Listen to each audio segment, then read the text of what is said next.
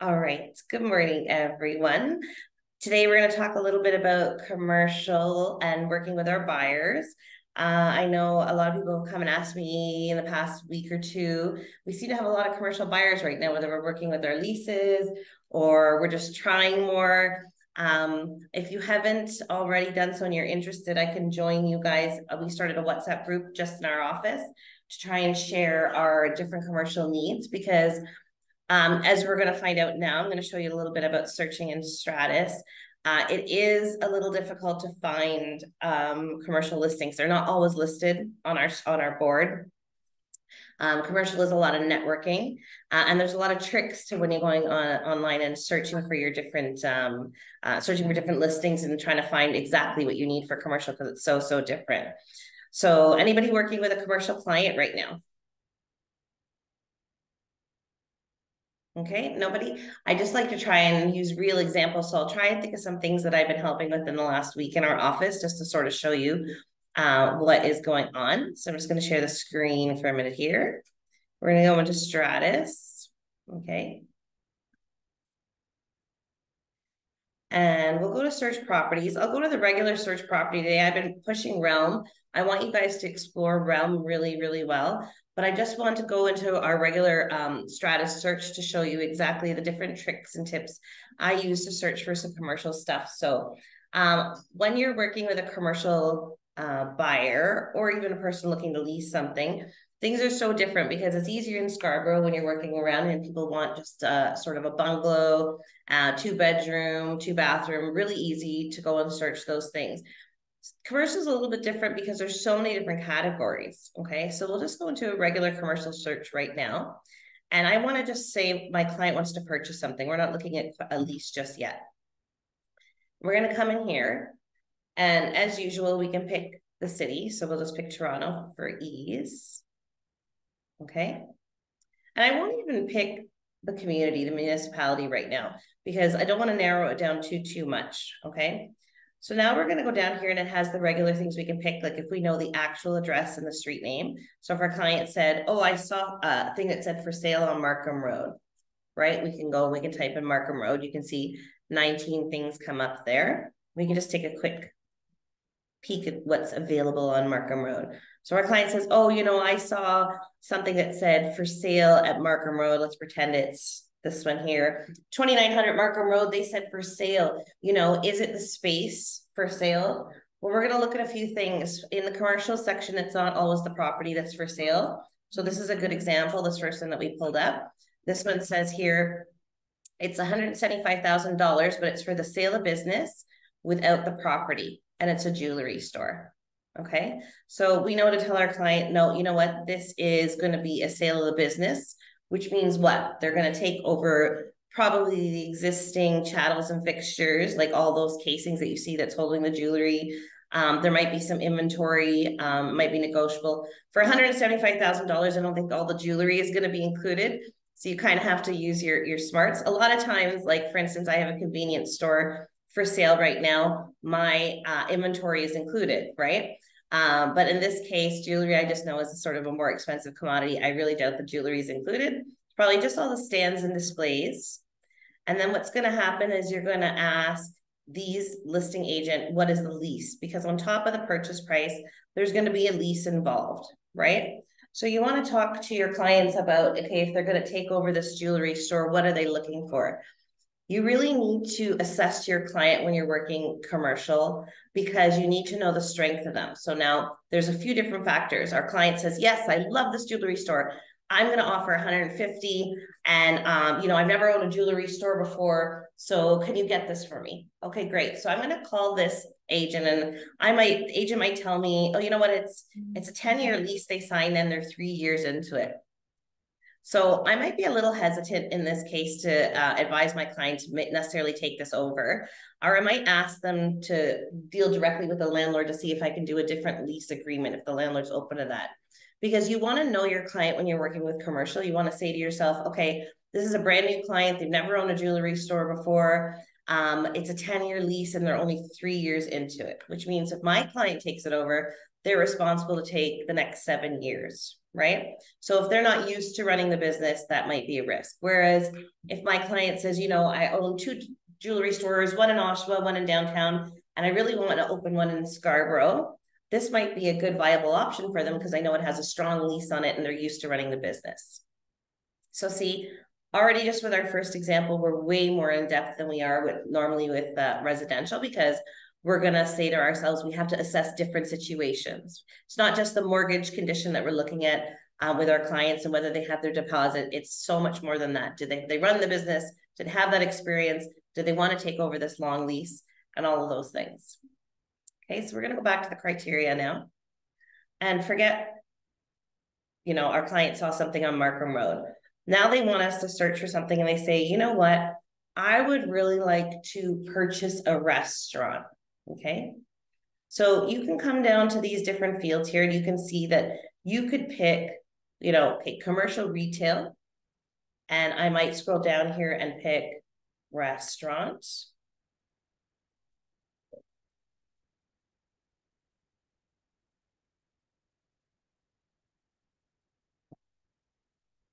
And all of a sudden my search results turn to 0. You see how that happens? So the reason this happens is because I have been way too specific. While they have these fields here that might help me search, you find a lot of listing agents don't actually list with this information, okay? And why do they do that? Because even though my client has an existing restaurant that they're selling, the zoning might be good for many uses. Because it's commercial retail, they might be able to shut down and open up a clothing shop here. They might be able to shut down and open a little mini grocery store, a specialty grocery store. And so what I want to do is I don't want to pigeonhole, I don't want to appeal to less people for the sale of my client's property. So I don't want to list it when I list it as a commercial restaurant, right? So you're going to find this is quite difficult. So if I take out the restaurant and I just say commercial retail, I go back up to 417 results. Okay, now not all of these may be good for restaurant. So you're going to have to look at the zoning of them. So we'll just click on a few of them and see what's going on. Okay, so we see here commercial retail. None of them when we picked restaurant was available, but let's click on this one at Gordon Baker. We'll just take a quick look at it. I'm going to go down to the description. I'm going to see a unique chance for ownership at 95 corporate. And I'm just going to read through the description a little bit. And I'm going to say, I don't really think this is going to be great for a restaurant. I mean, it might be, but it looks like it's in a building somewhere. It looks more like it's office space. I'm going to click on it and open it up. Yep, it's got a boardroom. It's not really going to be good for my restaurant. Okay. Let me go click on something else and see if we can find something. Now, a lot of times commercial takes time. So you really have to take your time looking at it. But see, this is probably the most difficult way I would say to look for a restaurant. I had to click on this again. This looks like an office space again. Let's see what the next one says. Yeah, again, it's going to look like a little bit of office space. Maybe this one. Anyways, as you can tell, this is going to be kind of a needle in the haystack because we got 417 results. And remember, every time you click on your results, it's only going to display 200 at a time. Okay, so I'm going to go back to criteria and I'm going to show you my trick that I use. I'm going to take this commercial retail off. I'm going to take it completely off. I'm not going to list with any of these pull down menu options. Okay, I'm going to go down to the bottom here and I'm going to click on remarks for clients. Okay, so remarks for clients is, you know, when you're reading the listing and people are looking at listings online at realtor.ca, the description part that you write. Okay, and this is where people are going to write different things that this is good for, because they want to showcase this listing when people are reading the description. So I'm going to type in restaurant down here, and it's bringing me up 346 results. So normally I try to bring that down to 200, but I'm just going to click on it and I'm going to see what I got here. So let's look at this one on Dufferin. Okay. Move-in ready, functional layout, built out with multiple offices. So this is not bringing up exactly what I want because it's saying close to restaurants, right? So again, it's an office space. So let's look at this one, Bay Street, Bear Sushi. Okay, great location downtown, well-established, upgraded Korean, Japanese food takeout, right? So it's a totally renovated, steady business ready to take over. And so this is a restaurant now that I found, although they just put here next to school, hospital, restaurants, other things. A lot of time the description though is like, I'll try and find another one. We'll say good for restaurant, retail store. This is why I type it in the remarks for clients, because they're not just picking one thing off the drop-down menus when they're listing the property. They're listing all the uses that are good in those remarks for clients section. So I'm just going to try and find one real quick here. Sorry? When you put the client remarks, right, restaurant, yeah, it is, I think the brokers or the listing agents, yeah, mentioning that he has got the restaurants and other facilities, so it's good for the office space. Yeah, both will show up, right? That's why I say, like, commercial, people think it's really easy. It takes a long time. It does. It takes your time to go and find the right thing. But I mean, if you look at it this way, which I always try to, like, people go, oh, they get so frustrated looking online. I say, okay, if you have a buyer client today and they're going to go look at a bungalow, right? It might be really easy to find the type of bungalow they want online, but then you might take several hours or days going and showing them 5, 6, 7 properties, right? But if you take those hours and you spend looking online, you're just sitting at your computer and you're not wasting your gas and your time, and you're trying to find something. And commercial has a lot bigger potential sometimes. You know what I mean? Like, you know, I've seen over the years, people get pretty fat checks working on big commercial deals, right? So it just takes patience and time and a little savvy to know how to like search for things online. So I'm just like, that's why I said I thought I'd show you guys some of the tricks that I use.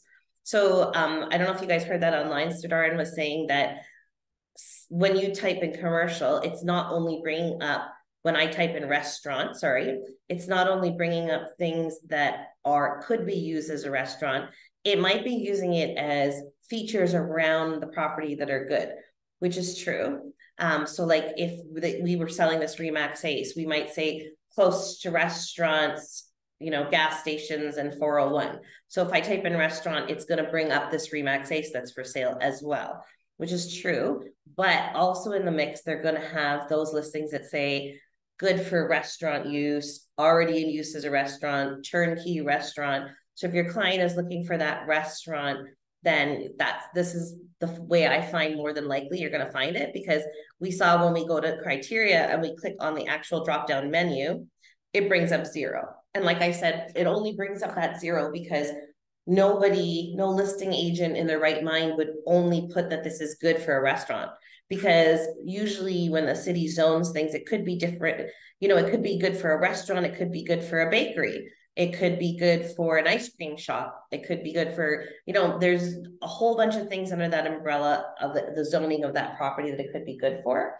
So that if you just pick restaurant here on the drop-down menu, you're less likely to find something than if you put restaurant down here in the remarks for client. But sorry, how can you use just put like a food or something like that? Just comes there in the use. No, you can do one more thing. Yeah. Over here, you can put food. Yeah. Out there. Yeah. You can. No, you can use multiple options to choose. There's so many in here. No, control. Use control. And you can pick there. See if it go for fast food and takeout. Fast food. Yeah. And then control. Control and restaurant. All will come out. Yeah, well, we saw 0. I clicked restaurant, but I know what you're saying. Like, if I pick, say I want fast food and fish and chips, like it's really specific, right? Yeah. But it's gonna be like, give me less. Let's just go to fast food, take out here. Okay, so we'll go here. Like I say, when you go in, search, because sometimes you hit a gold mine and you click and you go on Toronto and I want fast food, and it's gonna bring out something right away, right? The tricks I'm showing you is like, if you can't find things, if you're having a little difficulty finding it, right, you can use those remarks there. You can also use the remarks for broker, because it might be saying it broker to broker that this is good for a restaurant, right? So we're going to look here. We're going to see fast food. It's a whole lot of sale of business, right? Holy, yeah. Let's see. Do we have any with property? No, not a single one. So all of these fast food takeout places are definitely just business takeovers. Let's see here. Without property. Let's go to the end and see if it's with property. Without property for 1.8 million. Wow, what business is that? Opportunity to purchase highly recognized, extremely well-run go-to sushi business in Union Station Food Court. Where is this located? Oh, waterfront. Wow. Upstreet. That's an expensive business takeover. But it's just an itty-bitty shop. Look at that. Yeah. Holy. Well, you're gonna be rich to buy that business for sure. So to add that, right, if you remember that I was asking you for the leather business. Okay. What is that called? Laundry houses, like. Okay. Yeah, when they slaughter the slaughterhouse. Yeah. Yeah, slaughterhouse. So those kind of things, if you give the client remarks, it comes up only. What was the name of it again? Now we looked up what the name of the slaughtering house was. Yeah. So again, there's a particular name for that. There is a name for it, and I learned it when you were telling me, and now I've forgotten it off the top of my head. So sorry, we were looking for a slaughterhouse. One of our agent's clients here. Livestock. Is it livestock? Yeah, it's livestock. There was something else, not just livestock, it was something else. About. Yes, that was it. Our arboretum. Anyways, we were looking for slaughterhouse. So what we had done is we had gone and we'd picked sort of everything, because I mean, what a thing to look for. That's why I say commercial can be so different every single time. And we're gonna go for remarks for client here again. And we had said slaughterhouse, and I don't think it brought up anything. I think sometimes, yeah, put about. And then or arboretum, right? No. Like that. ABA. That's a different ABA. Yeah. So. Oh, abattoir, right? Okay. See, that's what I'm saying. I only learned it when I was one in the system. So we actually had to look up this word abattoir, because when we were looking up slaughterhouse, I guess that's more of an everyday slang term. The proper name for it is abattoir. So we had some adventures Googling, searching that. And then what did you say? Livestock, right?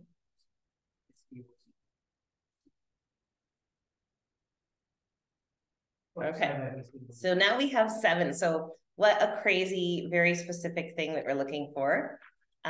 So we'll go in here and we'll see what we got going on. So Wingle, rare opportunity, can be sold as a factory, livestock, agricultural, and resort property. So here you go. Here's a good example why it's good to use remarks for clients, because say in the pull down menu, you had pulled up livestock. I'm not 100% sure it's in the pull down menu, but if you had pulled up livestock or something to that effect, they're saying that this property is not only good to have livestock on, but maybe you could set up a factory on it. Maybe you could do something agricultural, or maybe you can make it a resort property, you know? So I might turn this into a spa resort, like Thermia, for instance, like they did sort of out in the country there, and make it a resort property instead of putting livestock on it. So many different uses for this property. Where's the one that was actually the abattoir though? Let's just see real quick here. Do you remember which one it was? Do you remember which one it was when we just searched abattoir? Okay, let me go. Let me go back. I know it is. Let's go back here. Let's see what the one is. So out of everything, we used our imagination. We went to Google, we searched turnkey modern livestock abattoir and meat processing facility. So there you go. We found a slaughterhouse for our client. No, he wants to export the skin. Like the leather and stuff like that. Because when you. What's he gonna do with all the meat though? I guess he still has to process the meat and send it, or they can send it to the butchers. Will take the meat. Yeah. And then they will sell only the skin with fur or that will go to, they process it, and then they will belt or leather bag. So would he just go? I guess maybe he'd go into some kind of agreement with these people. He wouldn't need to actually own this place then. There you go. Okay. So that's a little bit about looking for like sale of business, or even the prop with or without property, sort of the trick of how to look for things like that. I'm going to go quickly and touch on leases a little bit, because I know everybody gets a little confused with the leases when they come to me. So we're going to go commercial, and I'm going to go available lease, and I'm just going to sort of pick anything. And again, you still have to pay attention to the use, even when you're just leasing. So you have to be calling all the agents and finding out if the use is good for your clients. So you should be sitting down with your clients and having a little conversation with them. And you have to get really specific. So they might say, I'm opening up a restaurant. Okay, well, what kind of restaurant? Certain uses might not be allowed. Like you might think that, oh, because it was a restaurant there, it could be a specialty grocery store. One might not allow the other. Other reasons you might want to reach out to the listing agent is you want to see if there is any double use in the plaza. So a lot of people have a non-competition clause written into their lease. So even if your client really likes the spot, so for instance, I'm looking across the street here, I'm in the boardroom at Remax Ace here. If I look across the street and I see, oh, there's a vacant space there across the street from us, and my client really wants to open a bakery. Well, we know that Crown Pastries is right across the street from us. So we have to use our logic a little bit and think, perhaps it's not a good space, because a lot of times Crown Pastry will have it written in their lease that the landlord has a non-competition clause, which means they will not rent to a similar tenant in that same plaza, so that there's not competition between the different businesses that are up and running. Now, not every plaza has this. You know, very often we go into one and there's two convenience stores, like right beside each other. Look at Bellamy and Ellesmere, two convenience stores for as long as I can remember, last 40 years. Side by side, they both stay open. I guess there's enough demand for it, and they both get enough business, but a lot of times, you don't see that happen in a plaza. So that's the first thing you have to think of. The other thing is you have to watch for different uses like automotive. I know I worked with a lot of automotive clients. Just because your client, you find a space and they say, yeah, it's good for automotive. Well, perhaps they can only fix brakes and change oil, but they're not allowed to work on radiators, right? Because there would be a specific environmental zoning for that, or a specific zoning for that. I know a lot of paint and auto body isn't allowed in the same. So while you might have your regular mechanic there and he's going and he's selling his shop, your guy wants to come in and he not only wants to fix brakes, but he does, damage repair from accidents, and he wants to, take scratches and dents out and repaint vehicles. He might not be allowed to do that in that space. So very, very important to watch the zoning on anything you're doing with your clients. So, and you really have to ask them. You can't just say, oh, I have an automotive client. Well, what is it that you do in the automotive, in your business day to day? What is it that you're doing, right? Just to add, yeah. So I was working with one client. I didn't materialize any deal other than one deal commercial. I had a very huge experience by working with a different clients. Mm-hmm. So one client, we wanted to bring in a lot of spices from a different place. Yeah. We want to do the packaging it. Yeah. So I was looking for all over Ontario. Yeah. Each city, because we want to build a freestanding warehouse kind of stuff. Because yeah. It's a kind of a line, right? We move from step 1, step 3, step 4. Yeah. And then each zoning will be different. When you call the city, yeah. if you email them for the particular property, yeah. they will let you know exactly what zoning is applicable. Mm-hmm. They're very helpful. Each city has got their own zoning. Every city is different, right? So yeah. Write to them instead of talking to them. You write to them. Mm-hmm. Within 24 hours, they will get back to you. Yeah. See, a bunch of good things there. So I don't know if you guys heard that online again. You want to be checking the zoning. So you can call the city and you can ask them for the zoning. And they'll tell you what the zoning is, but you also want to know what's allowed in that zoning. A lot of times if you write to them, they'll write you back. Or even if you call them, you ask for an email, they'll write you back and they'll say, this might be, I don't know, I'm going to make up an M2 zoning, which would include, auto body repair and paint and, and it'll tell you everything that's allowed in that zoning. So you definitely want to get something in writing, because you don't want your client to be angry. You don't want them to finish a purchase or a lease and then move in and realize that they can only do the repair and they can't do their painting in that new location you found them. Okay, so there's no option there, right? So I have my client that is looking for the restaurant, right? Yeah. It says the sale of a business, doesn't say the TMI and how to find the city class. There are any search mode to find? No, so when it's sale of business, these are the things you're going to have to gather from your client. So you're going to call the listing agent and you're going to say, what's the term of the lease right now? And they might say, we're 2 years into a 5-year lease with a 5-year renewal. Okay, great. You want them to send a copy of the lease as well. And you definitely want to make sure that you're putting in your offer of the sale of business that, this is conditional on approval of the landlord and stuff like that, because you're still going to have to go through your client, even though they're taking over the lease, the landlord still might want to like approve Yeah, them to but some I'm degree. asking that because whenever they come, they're right and asking there how much is the rent, but I don't think there's no rent at all in the house. For I mean, sale of business, no, because they're just focused on the price of the sale of that business, the other call- and it's a lease takeover, so there's no, right, yeah. Okay, so Yeah. all is need and find what's the. Yeah. They won't list it because you can't list it on the lease section, because if you're in a lease and you put it in a lease section, then it becomes a sublease. Yeah. And they don't want to do that. They don't want to be a part of it anymore. They want to completely sell. So they're selling their business along with the strength of their lease, basically. Okay. Right? So you have to call the listing agent and ask for the lease details. Yeah. Some listing agent will mention Yeah, some of them mentioned at the top. They might put it in the description. Right in the Yeah. TMI, but most of them doesn't have that. No, I Yeah, know. the client makes a slot that with TMI, I need only $5,000 per month to pay like that. This is where we need to tweak this a little bit. There's so many little parts, like they really should do that in the sale of business section, that there's a spot for like the lease amount and the TMI, right? Because if you think about it, like for instance, like when we do parcel of tied land, as soon as you click yes, parcel of tied land, then it brings up that section to put in that amount, even though it's a freehold, right? Yeah. And it's not a normal field. They should add that. When you click sale of business, it should pop up a field that puts in the rent and the TMI. That's not big, It should. right? Rent, so Yeah. you haven't paid for that. Yeah, Yesterday I had with 1 hour in the community, and I called a couple of days and nobody called back. yeah, Then he got this stuff, he said, you know what? I know. And the other thing you have to remember is it's really hard to get your commercial clients to sign a BRA, because anybody who does a lot of commercial knows that not every agent is going to have the inventory, because it's so hard for us to find inventory sometimes. So a lot of times, you know, your client's going to ask you and you and you, and they'll have other agents they're speaking to. So you really got to be sort of on the ball and sending them up things and showing them that you have the inventory, or that you're at least actively know how to search for what they need. Otherwise they can go and they can easily get pissed off, like you said, and go find someone else, right?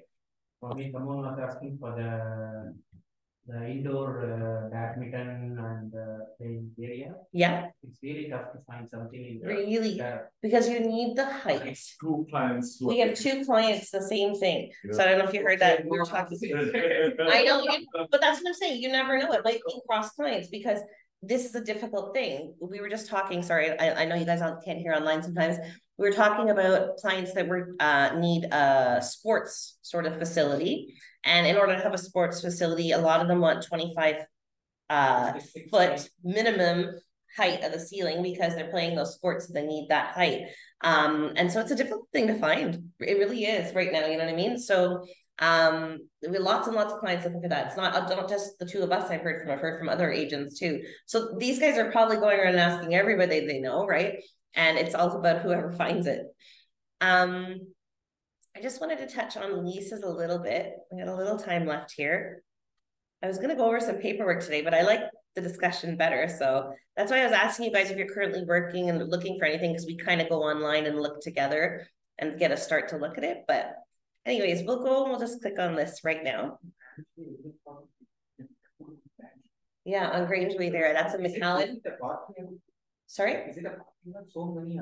Yeah, I know. So many are here. So this is, I think, the building behind, you know, where Home Life used to be. There's 2 condos, 68, 88, and then there's a building behind. Yeah, like a little further north. Yeah, but I know what you're talking about. The one in front has a banquet hall at the bottom. Yeah. Because I visited somebody's event there. So so yeah, 111 Grangeway. We'll go into this real quick. It's an office space. Okay, so now you're gonna get, yeah, that's what I said. It's the one a little north, right? So they have like Or the RBC and Home Life. Home Life Galaxy. No, but they're not there anymore. Oh, really? They moved from the area, but they were there for years and years. Yeah. Okay, so we're gonna get this for our client. Our client, it suits their needs. They want about 1,600 square feet. They want an office space. They love it. How much is the rent gonna be for this? So I get this question a lot. We're just gonna go and check what the rent is gonna be. So we see here that it's a base of 13 net rent, right? And it's 1,699 square feet. So what's the difference between net rent and TMI, first of all? Do you guys know? Okay, this guy put T&O, right? But normally you see TMI, which stands for taxes, maintenance, and insurance. What's the difference between these 2 amounts? Okay, The two amounts are this. The net rent is the base rent, okay? This TMI is taxes, maintenance, and insurance. The difference between the two is that the taxes, maintenance, insurance is an actual amount, okay? So say there's, I don't know, I'm looking at this building, 200 office spaces in here, 200 units in this building. And the landlord spent this many millions of dollars on the taxes. The maintenance, he did some roof maintenance, maybe he, you know, did some caulking around the windows this year, I don't know, and insurance for the building, okay? He has to take that and he has to split it up like a condo fee, like a maintenance fee, and each unit gets their proportionate share. So it's going to be charged by per square foot price. So this is a price that you can actually ask the landlord to prove. You can ask the landlord, and every year as a tenant, you will get the breakdown of what the taxes, maintenance, and insurance are on the building. And you'll see that it's so many cents or dollars per square foot, and they'll times it by your $16.99, and they'll figure out that you owe $17.25 for 2023, okay, per square foot. The net rent here at the top is the $13 per square foot. The landlord can charge whatever he wants, right? Commercial leases are much different than residential leases. So say you have our plaza here where Remax Ace is, and our plaza is really popular and everybody wants our plaza and it's hopping and it's busy. And the next plaza is kind of dead because they kind of have, I don't know, a blank space where there are a few stores vacant. And they're charging $13 a square foot, but we want to rent our space. We're going to charge $18 because we just know our plaza is popular for whatever reason, right? So it's really willy-nilly. You can't go to a commercial landlord and say that's not market rents. I mean, you can in some cases, but they can really charge what they want depending on the popularity and the demand for their building and their space, right? So maybe there's a really good anchor tenant in here. So we know RBC's in this building. Maybe we feel like, you know, I own a financial advising company, you know, and I really want in this building because I find it's a good fit to be in there with RBC. Going to get good clientele. Maybe it's high demand. Maybe I can get charged more rent for that, right? So anyways, at the end of the day, this amount is purely judged by the landlord. So now your client's going to ask you how much it is for this space. So what we're going to do is we're going to take 1,300 and we're going to times it by, where's my mouse? We're going to multiply it by, oh, sorry, $13. Thank you. Let me just do that wrong. $13. I know, right? That'd be really expensive rent. $13 times $16.99 square feet, right? And that's going to give us $22,087. So what we're going to do is we're going to take that, we're going to divide it by, oops, here we go.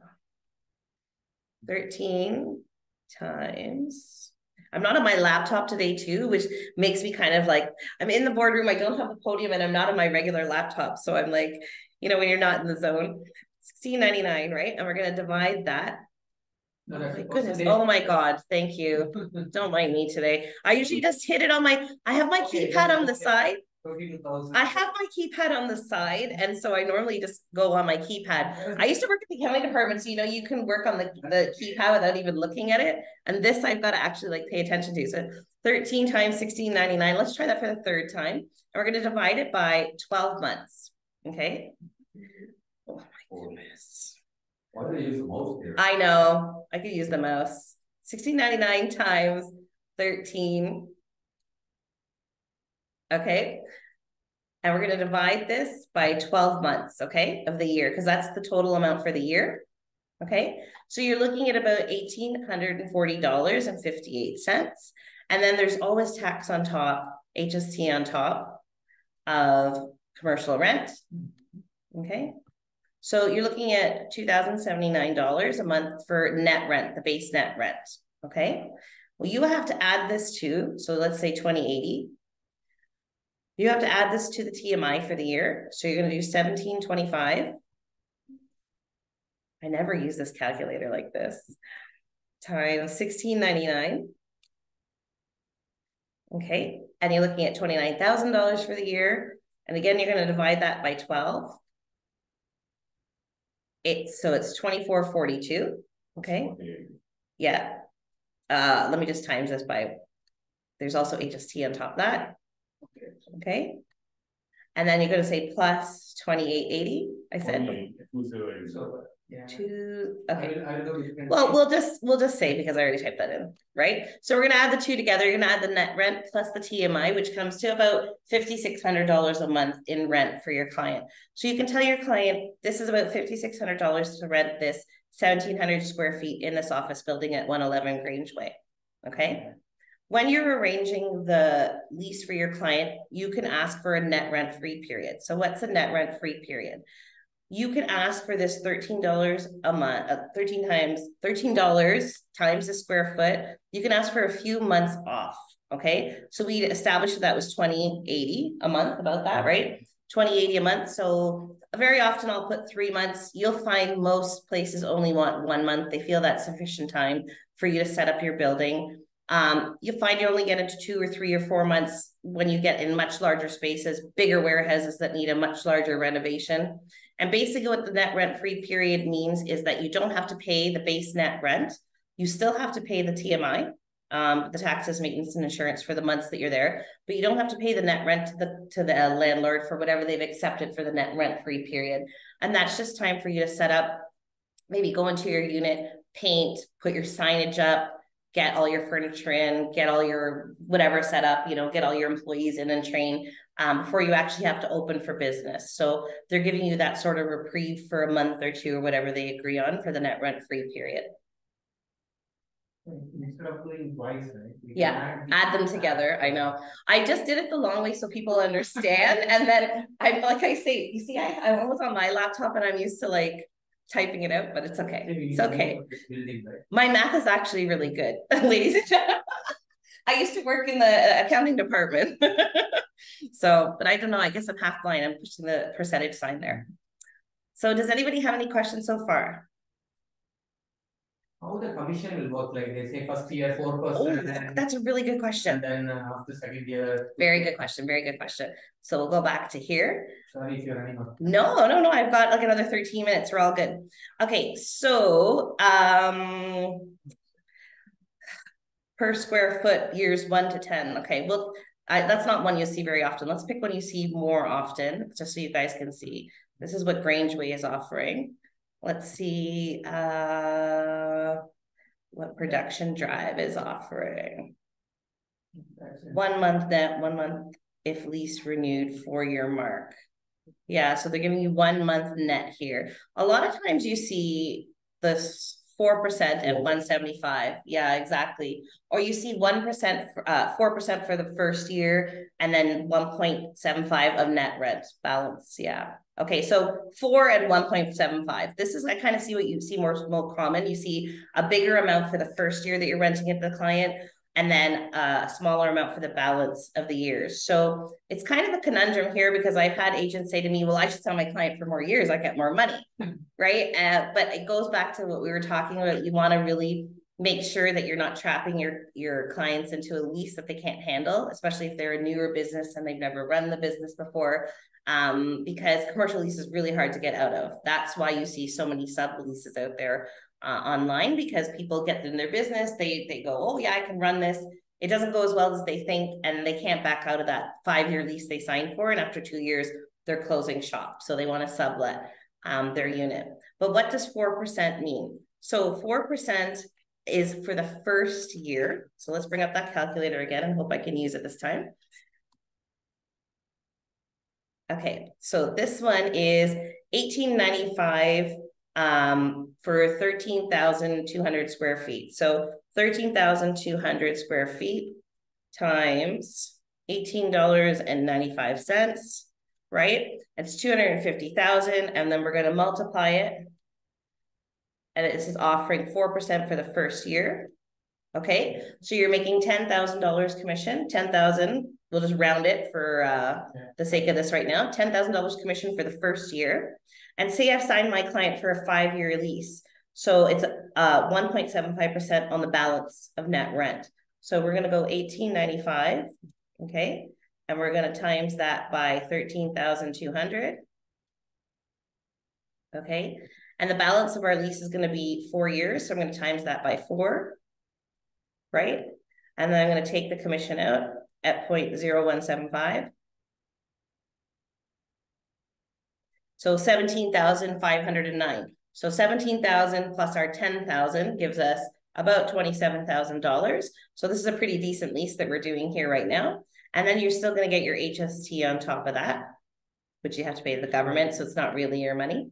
So you're looking at about a $30,000 commission for this. So not bad at all, right? But first year they pay once the sign is done, right?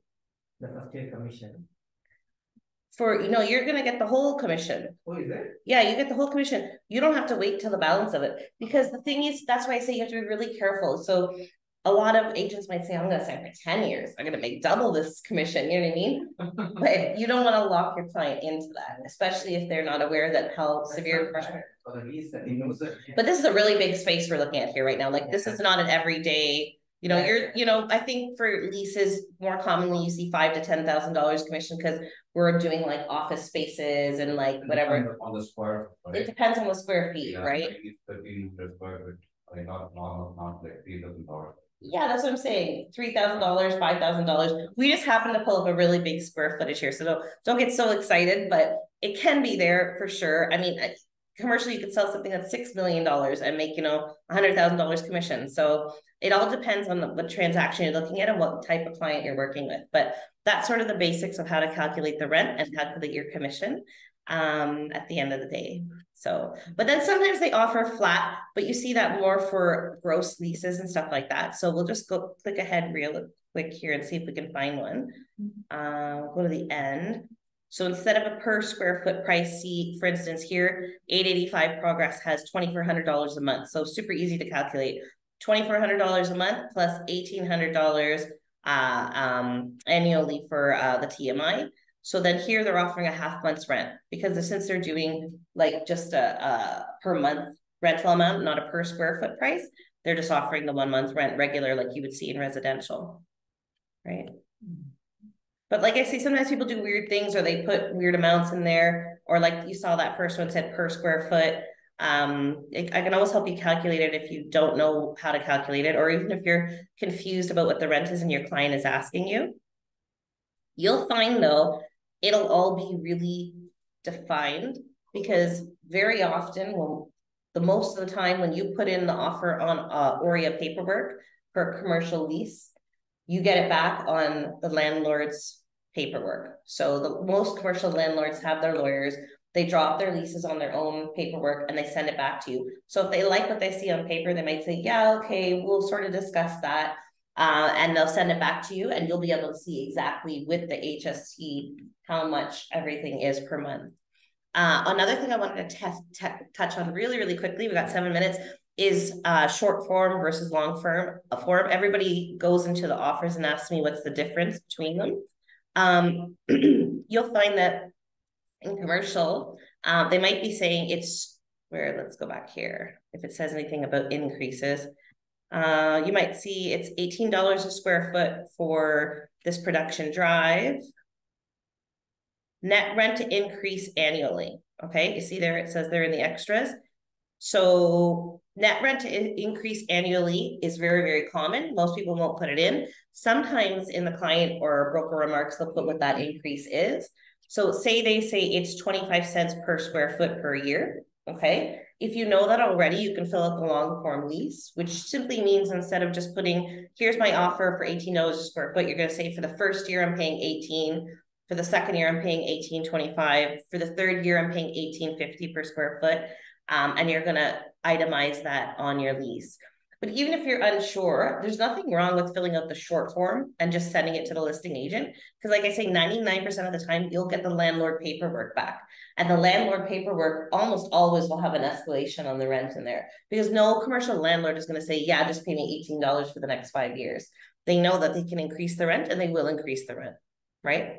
Yeah, we can negotiate with them at least for 2 years, the same, we can lock it out. You can negotiate that. You can say first year 18, second year 18, So, third year 18, 25. 25 like that. Right. Yeah. commission is paid only 1 year on the 18th, right? I So know it's not a commission- big difference, but then No. Commission is paid based on what the escalation is. So if you have an escalation, it's an even harder thing to figure out. So you calculate the first year 4% on the 18. And then second year, 1.75 on 18.25, and then 1.75 on the 1850 per square foot. Yeah, it would, whatever you're negotiating a lease, you get that down to the penny. Yeah. Mhm. So. Okay. Everybody good online?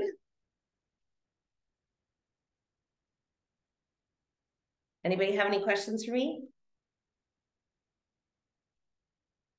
Like I said, every single deal is different, so come in and ask, and I can help, and we can muddle through. And sometimes I don't know, like, I don't know anything. I've never bought a slaughterhouse before, so if you had to do an offer for that, we'd have to do some research online together and figure out what clauses we think our client would need, like, you know, a guarantee of healthy livestock or healthy supply or whatever. You know, we have to do a little research. So you do have to be a good student when it comes to commercial and do your research and go online and figure out what's happening. But you know, it's doable, definitely doable. Yeah. So all right, everybody have a good week and a good morning. Nice and sunny out. I think we only have a few more days. I think it's above like 0 Thursday, and then that's it. That's all we can see for the next 2 weeks. It's like all below zeros. A big storm is on the way, right? Yeah, so It's receiving. enjoy this. Enjoy Sunday, it. it's too cold. I know Thursday's supposed to be like 5 or 6 though, so that's why I say it's the last good day, and then we're gonna have snow. So everybody enjoy your day, enjoy your week, and I will see you next week. Thank you. That's good.